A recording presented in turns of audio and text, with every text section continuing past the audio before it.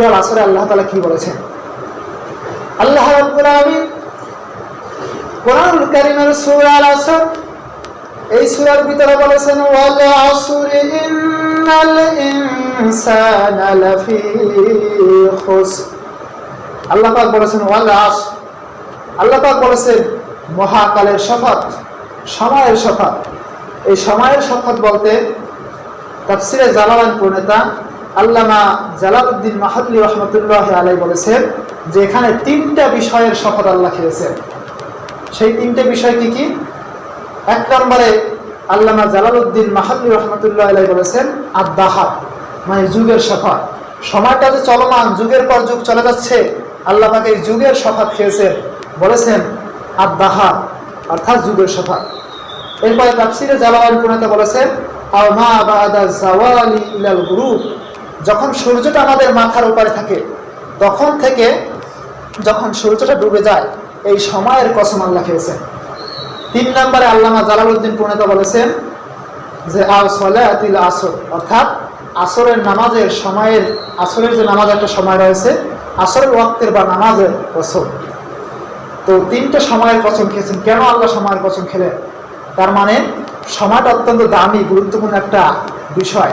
সময়টা আমাদের পক্ষ থেকে প্রতিনিয়ত চলে যাচ্ছে, আর আমাদেরকে ওয়ার্নিং দিচ্ছে যে তোমাদের জীবন থেকে সময়টা চলে যাচ্ছে, তোমরা আর বেশি দিন এই পৃথিবীতে হায়াত পাবে না।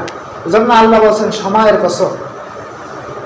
এরপর আল্লাহ রাব্বুল আলামিন বলেছেন আমি সময় একটা গুরুত্বপূর্ণ জিনিস, এই জন্য সময়ের কসম খেলাম।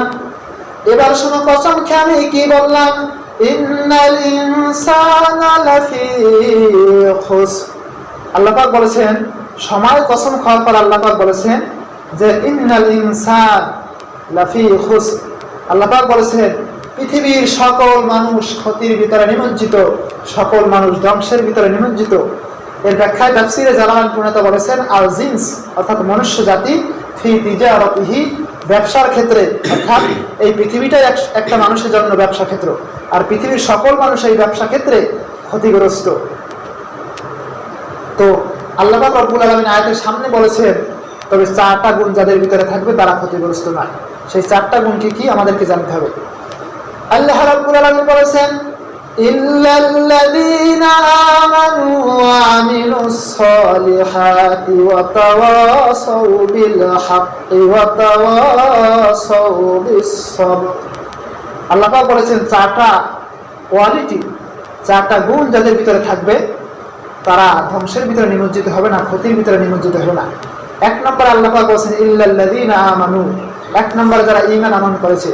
এখন ঈমান আনবো আমরা কোন কোন বিষয়ে আল্লাহ পাক রব্বুল আলামিন বলে দিয়েছেন। ঈমান আনতে হবে আল্লাহর প্রতি, ঈমান আনতে হবে রাসূলের প্রতি, ঈমান আনয়ন করতে হবে ফেরেশতাদের প্রতি, ঈমান আনতে হবে সকল রাসূলগণের প্রতি, ঈমান আনতে হবে আখিরাতের প্রতি, ঈমান আনতে হবে ভালো মন্দের, আমার ভাগ্যের পরিবর্তন করতে পারে একমাত্র আল্লাহ তাআলা। এই বিষয়ের উপর আল্লাহ পাক বলেছেন ফাআমিনু, তোমরা ঈমান আনয়ন করো বিল্লাহি, আল্লাহর প্রতি, ওয়া রাসূলিহি, এবং রাসূলের প্রতি। তাহলে আল্লাহ পাক রব্বুল আলামিন বলেছেন ক্ষতিগ্রস্ত তারা নয়, এক নম্বরে যারা ঈমান আনয়ন করেছে। দুই নম্বরে আল্লাহ পাক রব্বুল আলামিন বলেছেন ওয়া আমিলুস সালিহাত, এবং যারা নেক আমল করছে। নেক আমল বলতে যত ভালো কাজ রয়েছে যেগুলো আল্লাহ তাআলার নিকট পছন্দনীয়, এরকম সকল কাজ কি নেক আমল বলা হয়েছে। এমনকি রাস্তা থেকে একটি কষ্টদায়ক জিনিস সেটি সরিয়ে দেওয়া একটি নেক আমলের অন্তর্ভুক্ত। তো এভাবে যত নেক আমল রয়েছে সকল নেক আমল দুই নম্বর বৈশিষ্ট্য। এক নম্বর ঈমান, দুই নম্বর ঈমান আনয়নের পর নেক আমল যারা করবে এরা ক্ষতিগ্রস্ত নয়। এই ব্যাখ্যায় তাফসীরে জালালাইন প্রণেতা বলেছেন যে ফালাইসু ফি খুসরান, অর্থাৎ যারা ঈমান আনয়ন করবে এবং নেক আমল করবে তারা ক্ষতির ভিতরে নিমজ্জিত হবে না, ক্ষতির ভিতরে অন্তর্ভুক্ত হবে না। তিন নম্বর বৈশিষ্ট্য হচ্ছে ওয়া তাওয়াসাউ বিল হক, যারা পারস্পরিক হকের প্রতি, সত্যের প্রতি মানুষদেরকে আহ্বান করবে, সৎ কাজের প্রতি মানুষদেরকে উপদেশ দিবে, এটা হচ্ছে তিন নম্বর বৈশিষ্ট্য। এই বৈশিষ্ট্যটাও যাদের ভিতরে থাকবে তারা ক্ষতির ভিতরে নিমজ্জিত হবে না। তো মানুষদেরকে সৎ কাজের প্রতি আমাদেরকে আহ্বান করতে হবে।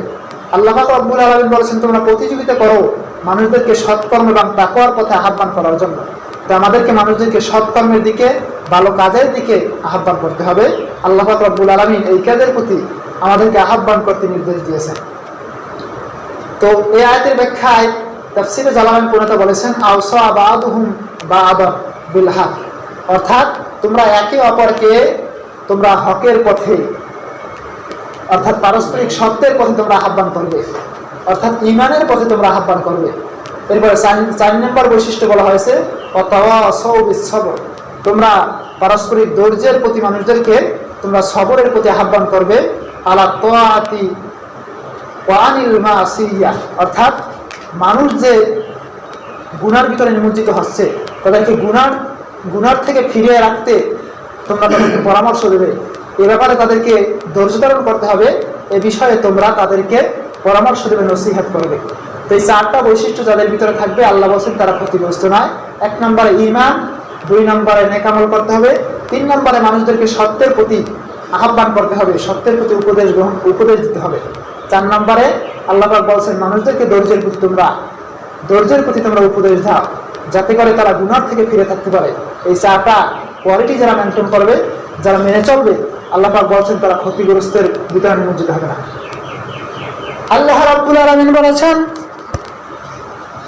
ওয়ালা তালবিসুল হাক্কা বিল বাতিল ওয়া তাকতুমুল হাক্কা ওয়া আনতুম তা'লামুন। আল্লাহ পাক বলেছেন সত্য আমার পক্ষ থেকে স্পষ্ট, এই সত্যকে হককে তোমরা বাতিলের সাথে মিশ্রিত করো না। আর জানা সত্ত্বেও আমার যে সত্য কথা স্পষ্টভাবে আমি এই হেদায়েতের কথা যে কোরআনুল কারিমে বলে দিয়েছি এইগুলোকে তোমরা গোপন করো না, জানা সত্ত্বেও এগুলোকে গোপন করো না। যদি তোমরা অজ্ঞতাবশত কোরআনুল কারিমকে গোপন করো, যখন তোমরা সঠিকটা জানতে পারবে তখন স্পষ্টভাবে কোরআনুল কারিমকে পৃথিবীর মানুষের কাছে স্পষ্টভাবে বর্ণনা করো। আল্লাহ পাক রব্বুল আলামিন আমাদের সকলকে কোরআনুল কারিমের কথা মানুষদের কাছে বর্ণনা করতে বলেছেন, যতটুকু জানি ততটুকু মানতে বলেছেন এবং বর্ণনা করতে বলেছেন।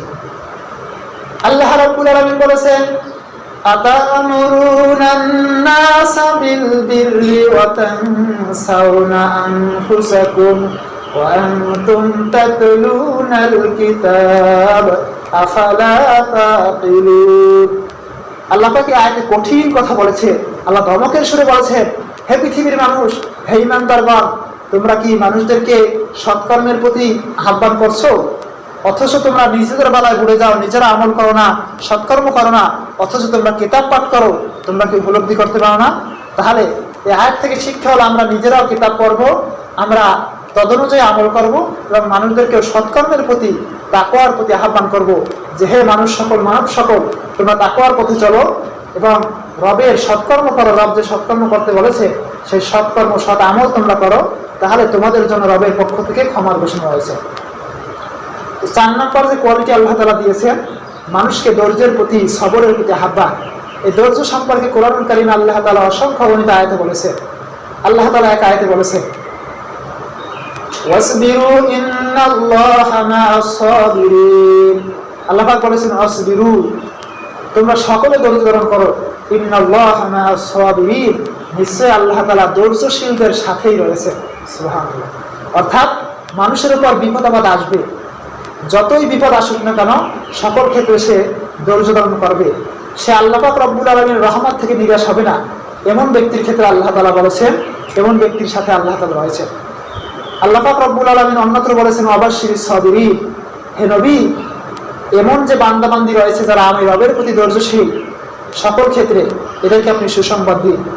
আল্লাহ পাক রব্বুল আলামিন এমন ব্যক্তিদের ক্ষেত্রে কোরআনুল কারীমের অন্য এক আয়াতে বলেছেন ইন্নামা ইউওয়াফাস সাবিরুনা আজরুহুম বিগাইরি হিসাব।